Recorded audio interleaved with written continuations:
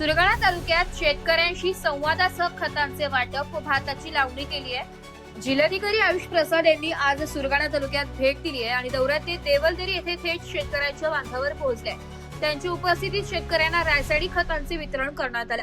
तसेच जिल्हाधिकारी श्री प्रसाद यांनी महिला शेतकऱ्यांसह भाताची लावणीही केली। जिल्हाधिकारी प्रसाद यांच्या दौऱ्यात सहाय्यक जिल्हाधिकारी डॉक्टर कश्मीरा संखे, तहसीलदार रामजी राठोड, तालुका कृषी अधिकारी सुरगाणा ज्ञानदेव तिखे यांच्यासह विविध विभागाचे अधिकारी, कर्मचारी, ग्रामस्थ, शेतकरी उपस्थित होते।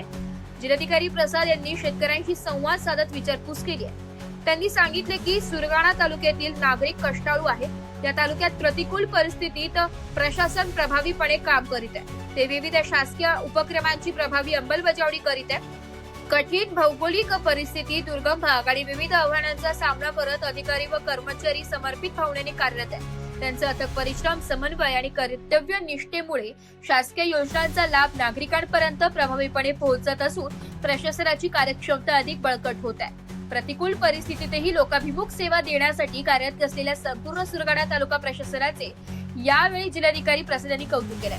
ब्युरो रिपोर्ट, नाशिक लोकशाही न्यूज, नाशिक।